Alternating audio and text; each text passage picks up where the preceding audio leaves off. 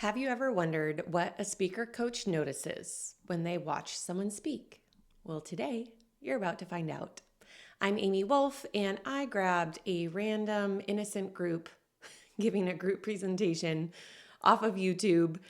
It's an accounting class from a few years back, and I have not watched this. I have not scripted commentary. We're going to watch this together.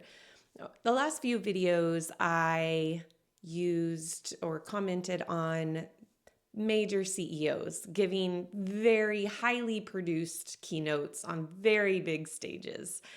Then I also coached myself giving a TED Talk.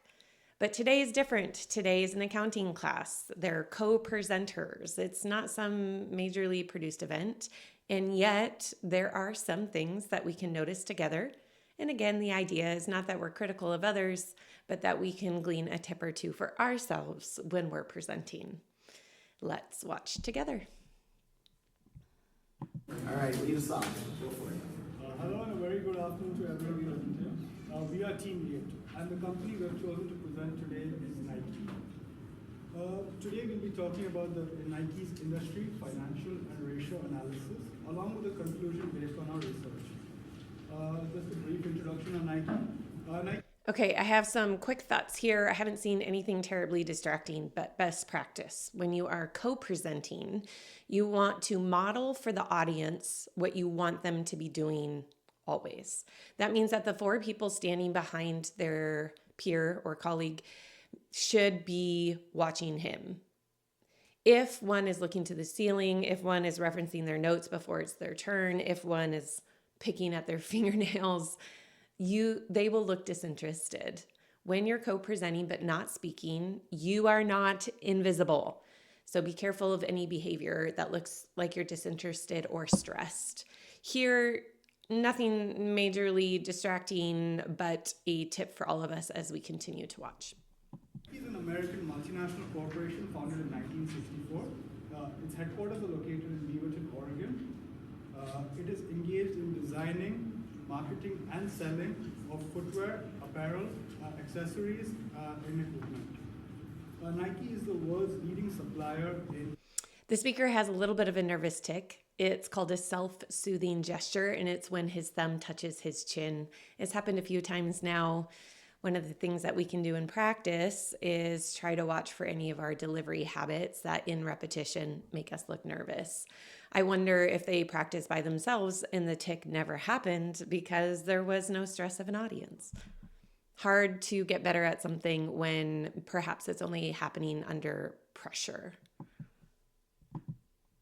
Athletic footwear and apparel.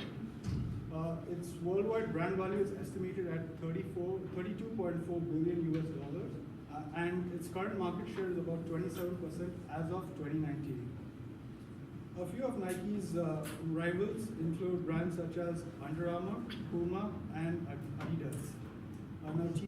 Okay, this intro is starting to sound a lot like just a string of bullet points. And the reason for that is because it is, as you can see on his slide. It is a string of bullet points. And unfortunately, it feels like it's just being read verbatim to us. The number one pet peeve of an audience across industries, titles, functions, positions. And I'm sure you relate, being read to. We hate it when presenters read to us. It feels like a waste of time. So here, one antidote to that is to briefly get off the bullet point rhythm by some form of storytelling. For example, when he talks about and their competitors are and listed their competitors, to turn it more audience-centric through storytelling. A minor adjustment he could have made that wouldn't have added much time to the presentation, which is always tricky, is to say, in the last month, when you walk into Dick's Sporting Goods or a major retailer in your area, you'll notice these brands alongside Nike. So-and-so, so-and-so, so-and-so, these are their biggest competitors.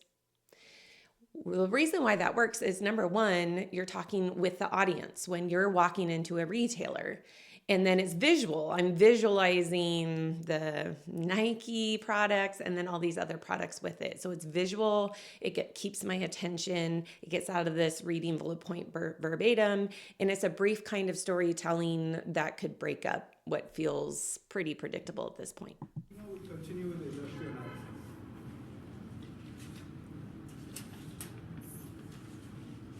So the way that we She did great. She hit click the wrong direction. It went back to the title slide. She meant to go forward a slide. What did she do? Paused, caught the error, corrected it, and then moved on. Beautiful example for all of us. analyzed Nike's industry was by using the SWOT analysis in Porter's 5 forces. The strength that Nike has is that they have a diverse brand portfolio. They not only Watch her co-presenters kind of looking around the room, darting around the room. And I would say, as awkward as it is, eyes on the presenter, model for the room. You could be thinking about 1,000 other things, but physically, model attention. sell athletic footwear, but apparel and accessories and sports equipment too. One weakness that Nike has is that it is currently in a lot of debt. The amount comes to $3.49 billion. She has some uptalk. $3.9 billion versus 3.9. I'm going to assume it was million, not billion. $3.9 million. Do you hear one goes up at the end and one goes down at the end? When you're presenting statistics or data, super important you don't have uptalk. Why? Because it doesn't sound punchy. It doesn't sound definitive. They have this major debt, or they have this major debt. Especially with statistics, make sure you land the plane, don't have uptalk, hit the period, the inflection down to it, and pause for a moment so that number, statistic, data has impact in the room. However, their income statement is in good condition and it is profitable. An opportunity that Nike has is that it has emerging markets. They have plenty of market opportunities to exploit worldwide, such as in India, Brazil, and in China. A threat that Nike faces is that they are prone to the fluctuation of the foreign exchange rates due to its global operations. The money is reported in US dollars, and this affects the revenue. Her pace is great. Her pace is wonderful. She has a couple of filler words to pluck out. I've noticed so far in both presenters that although they are heavy in notes, that they are trying to come up and make eye contact, which is better than a lot of presenters perhaps who don't want to be there, who will just read verbatim, turn it over to the next person. However, we, instead of being regurgitated a script or notes, we would much rather you lose a detail or two, but talk to us, be more engaged with us than reading to us. Because the currency is exposed to the variability of other financial crises. Now looking at Porter's 5 forces, we see that the level of industry rivalry is high. Nike has been fighting its competitors such as Under Armour and Adidas by investing a lot of money in marketing. The bargaining power to buyers is moderate. This comes You can hear the from Nike uptalk. continuously offering their clients the best quality. The bargaining power to suppliers is low because Nike can switch to other suppliers as when they do not adhere to like Nike standards. And they have a total of 620 factories in 42 different countries. The threat of substitute products is moderate. There is a drop down for the first time. Nike is always producing such a unique design, and the quality is a bit hard to replicate. There it goes again. The new entrance is low because it is quite impossible to replicate and create the kind of brand awareness and image that Nike has created overnight. It took Nike years of trial and error to achieve what they have today. And so Valentina is going to be talking about the financial analysis. Thank you. Handing off a clicker can be super annoying to watch when it's like a baton pass between all these speakers. At least they know who to hand it to next instead of who in the stress of handing off. So they're doing it pretty smoothly. You only get one clicker. Everyone wants to guide their own slides. That makes sense. And so to practice who it goes to next is super smart. She used his name to introduce him into the next section of their presentation. I would be careful that when we are making transitions between co-presenters that we're not always using people's names. It starts to sound a little bit overly formal. Thanks, Amy. Now I'm going to talk to you today about We just want to make sure that it's fluid. And one of the ways that you can avoid these name transitions is use topic transitions. Now that we discussed XYZ, let's unpack XYZ. Hand clicker, use the topic as a transition.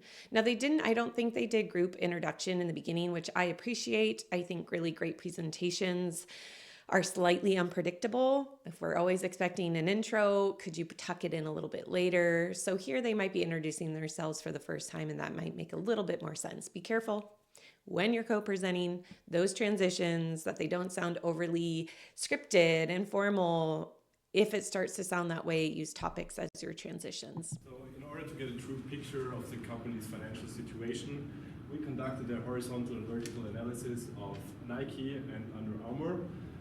We chose the time span from 2015 to I love that he's not hiding behind the podium. The podium is called a blocking mechanism. It keeps us from the source of pressure, which is people in this case.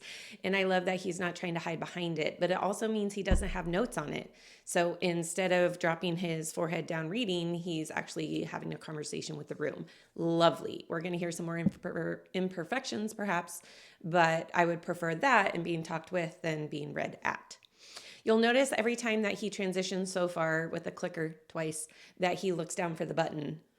A hack that someone told me that I have used a few years ago is to take a hot glue gun and add a really thick dot on your clicker. And clickers are super cheap.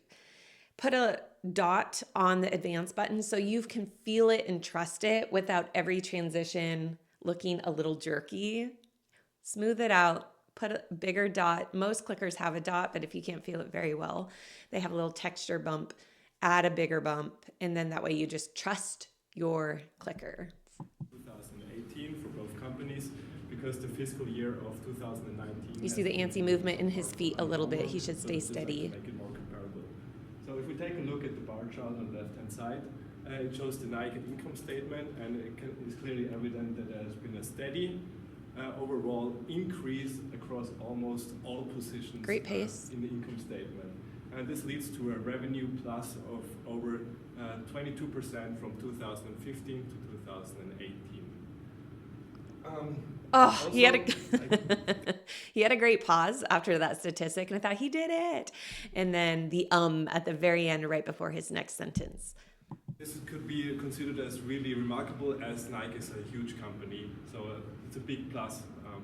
And also how healthy the company is operating is clearly evident in its increase of the net income over the years. In 2017, it has been 12.35. A couple mentions here of how he's using his slide. So there were times when he'd look back over his shoulder at his slide, which I'm not against as long as you don't turn and read to us. But if you look back, glance for the statistic you need, the bullet point trigger for content next, I think that's great. There are a couple of times, though, he looked over his shoulder and it didn't sound like he was adding new material. I would call that a thinking spot. Your eyes are gravitating to your slide as you're thinking about your content as a way to disconnect from the room for a second. And I would say really great presenters have consistent eye contact no matter what's happening internally. Eye contact, number one way to communicate confidence in Western cultures. So for him, I would say be careful when you're referencing it and why. Sometimes you don't need it. It's a thinking spot. However, here was an example where he looked over his shoulder and he was grabbing the statistic or the next point of his slide. And then as soon as he found it, he came back to the room and presented it to the room. And I thought that was a great example of how to use a slide. 4%. And in the latest year, we analyzed in 2018, there has been still a positive number of 5.31%. The small downward trend at the end might be due to a huge governmental tax increase, which we'll address later on in more detail. On the other hand, on the right-hand side, we see the income statement of Under Armour. And we can see that there's also been a huge increase of the revenue over the He has past great vocal years, variety and emphasis. almost beating it by 3 times in comparison to Nike. And we have to address this trend really carefully because I didn't pay super close attention, but now I'm recognizing that there's two graphs here. And one of the things that we can do as a presenter to make sure the audience is only paying attention to what we want them to, not reading ahead of us on our slide and then waiting for us to catch up to them, is to click and reveal on a slide. So having the first graph, discussing it, then click, reveal the second graph, and then comparing them. I get nervous when we put up multiple graphics and people are reading ahead. I would stay in control as a presenter and reveal the content as you go. The company size is very different. So smaller enterprises can facilitate growth way easier than big ones. And also there has been a negative trend in the net income over the years, ending up to a small but still negative number of 0.89% of the net income. At this point, I would like to skip the analysis of the balance sheet because no remarkable trend has been found there. Overall, it can be said that the total... Thank you. Thank you for not having to walk through the balance sheet when it really produced no meaningful data. That was a great way to say, I'm not going to deep dive on this other thing, and here's why. Assets increased for both companies. For Nike, it has been 20%, and for Under Armour... Knows his statistics. And so let's take a closer look at the liabilities. The bar chart shows again that there has been an increase Great transition. in total liabilities over the past 4 years for both companies. Again, it has been 24% for Nike, and Under Armour is outnumbering it again by 111%. A notable trend here is that the total liabilities consist almost by 100% of current liabilities. When you're sharing a lot of data, I love data, whatever you want to say. I love that he's giving it meaning. Here's a big observation. Here's the reason why that might be happening. He is bringing color to black and white data and information.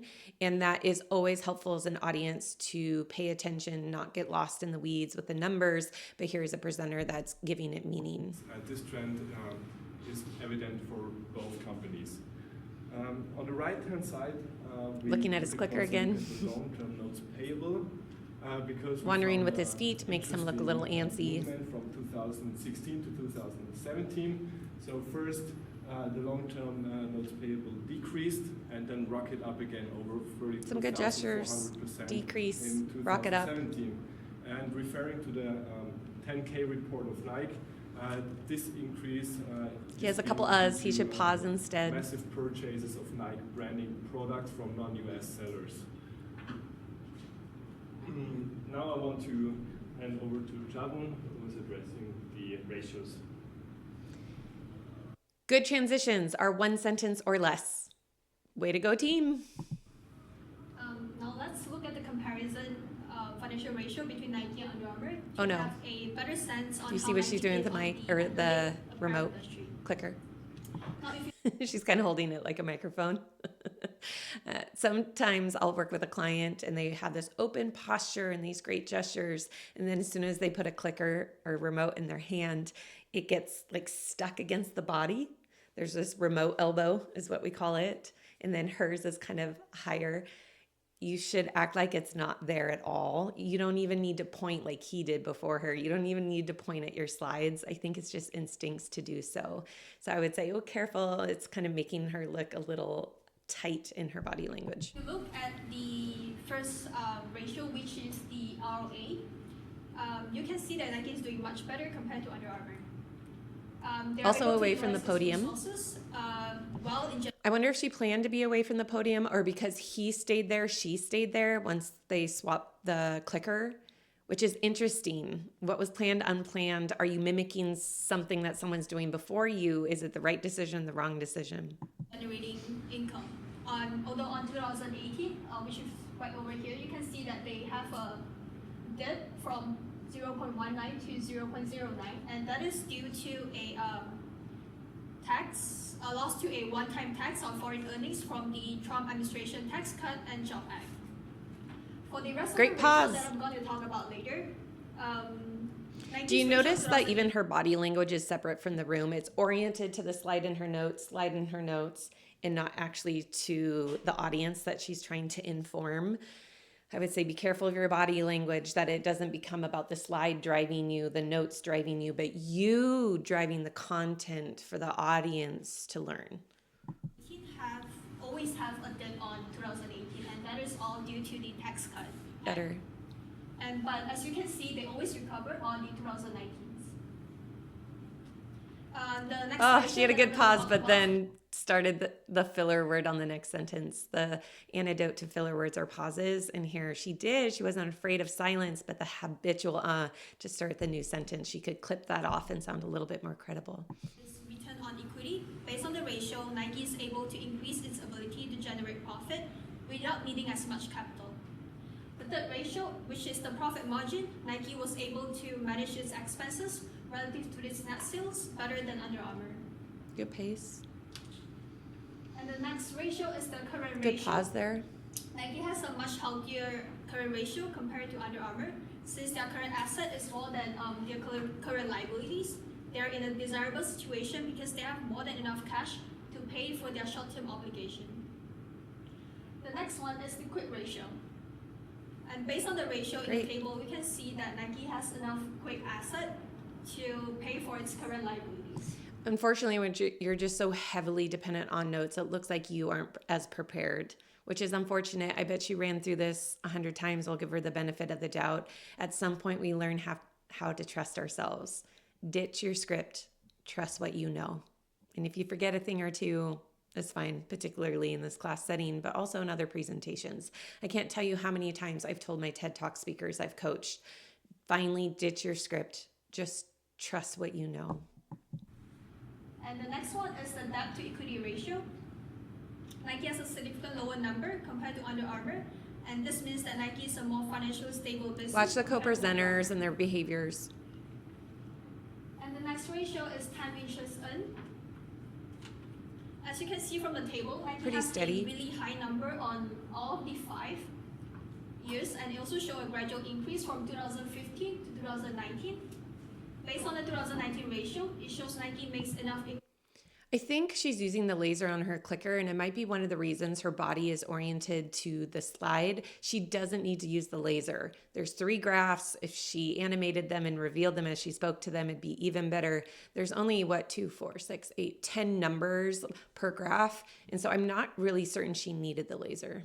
Income to pay for its total expenses 97 times over. The next ratio Great is pause. the asset turnover ratio. Great short Having sentence. a ratio of 1.62 on 2018 means that each dollar of assets Nike generate $1.62 worth of revenue. But Under Armour's ratio is 2.61. That means that Under Armour actually is doing much better at using asset to generate sales. The final ratio is the inventory turnover ratio. Great Nike has a transition. relatively high One sentence. turnover ratio compared to Under Armour, and it gradually increased each year. On year 2018, it shows that Nike has a ratio of 7.25 compared to Under Armour at 2.93, and Nike has more than 2 times the amount compared to Under Armour. It shows Nike are more efficient in managing their inventory. As a result of the analysis of the key financial ratio of the company, we have established the following. The financial condition of Nike is much better than the financial condition of Under Armour, and this conclusion is supported by the result of a comparison of both the company's financial ratio. Now, She ended her section with her own conclusion. In summary, I can't remember her transition's exact wording. Excellent. It tunes our ear. Here's our key findings. If she lost us, she has us back.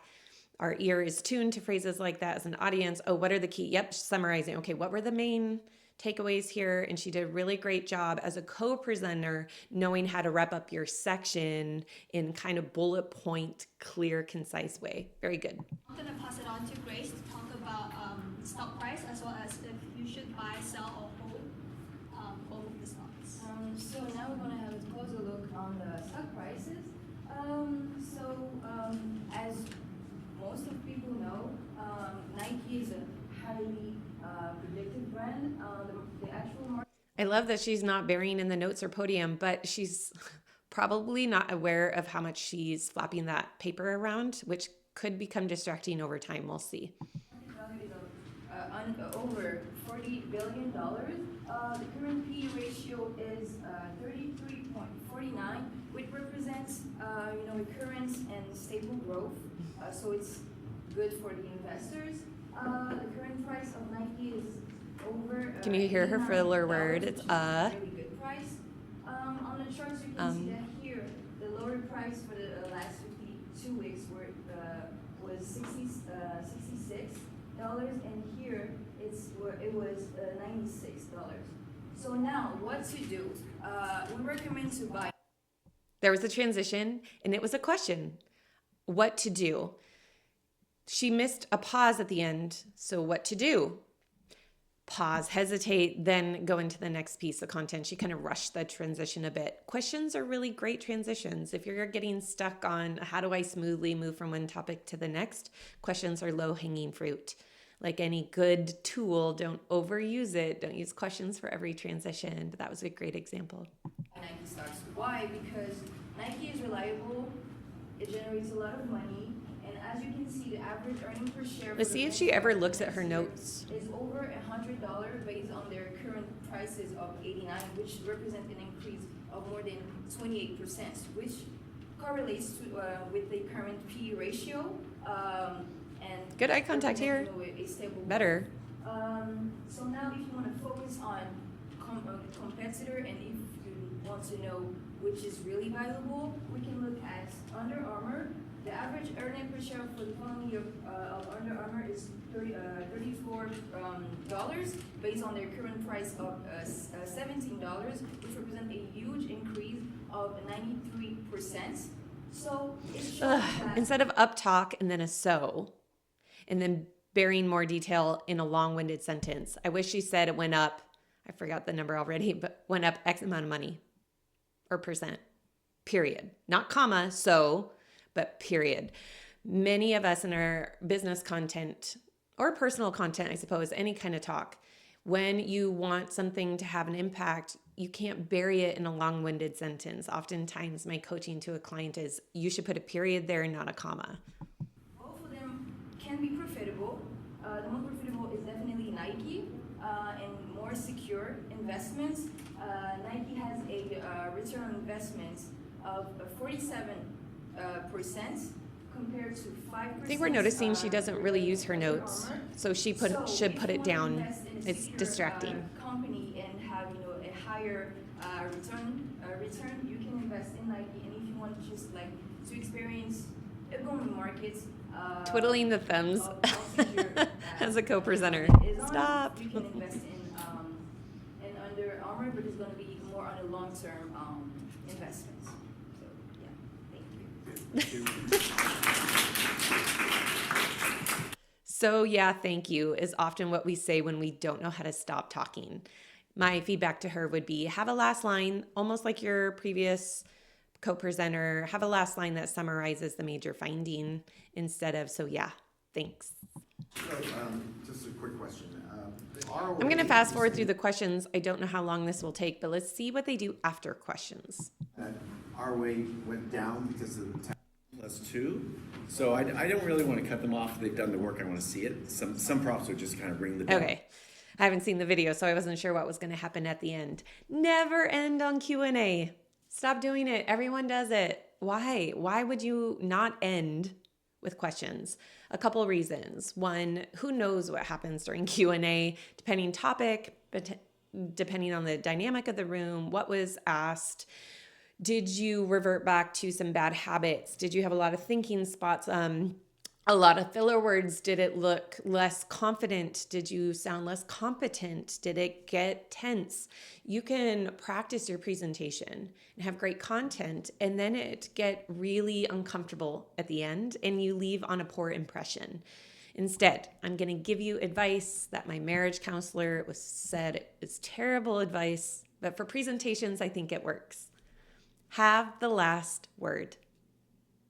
As a presenter, you should have the last word. You should create the last impression. You should sound credible. You should sound competent. It should be on topic in case things got off topic in Q&A. So here's my recommendation. It goes in 3 parts.